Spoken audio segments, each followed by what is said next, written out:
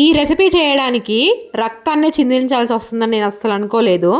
అసలు ఏమైందంటే నేను కొబ్బరి లవ్స్ చేద్దామని వంట స్టార్ట్ చేశాను. ఇంట్లో 2 కొబ్బరికాయలు ఉన్నాయన్నమాట.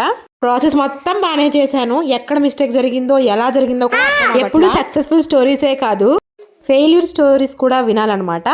మొదలెడదామా? తీయడం కోసం ఇంత పెద్ద ఘనకార్యం అయితే జరిగిందనమాట.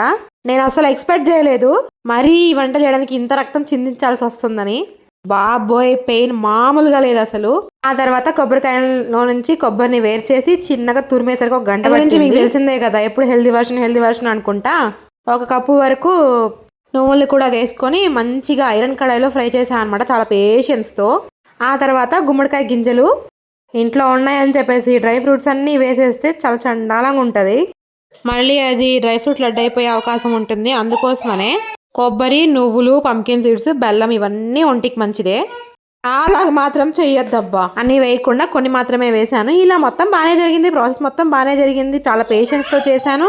ఆ తర్వాత కొంచెం కొబ్బరిని కూడా నెయ్యిలో ఫ్రై చేశాను.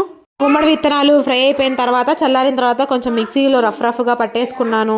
నువ్వులు, గుమ్మడి విత్తనాలు మొత్తాన్ని కొంచెం రఫ్గా పట్టి పక్కన పెట్టుకున్న తర్వాత ఇప్పుడు అయింది అసలు ఇంకా టెన్షన్ అంటే టెన్షన్ కాదు. కొబ్బరి లవ్స్ కి ఆర్గానిక్ బెల్లం చాలా బాగా సెట్ అవుతుంది. కానీ నేను ఈసారి ఏం చేశానంటే ఇంట్లో ఉన్న రాళ్ల బెల్లం, అదే ఉండ బెల్లం అంటారు కదా, ఆ ఉండల బెల్లమే వేసా అనమాట.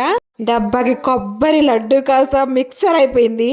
ఎప్పుడు హాట్ మిక్చర్ వినుంటారు కదా, ఈసారి స్వీట్ మిక్చర్ అనుకోండి. ఈ వంట కోసం నేను రక్తాన్ని చిందించింది.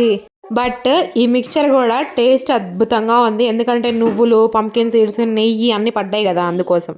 ఏంటమ్మా వీడియోస్కి గ్యాప్ వచ్చింది అంటారా? అది రాలేదు, నేనే తీసుకున్నాను గ్యాప్.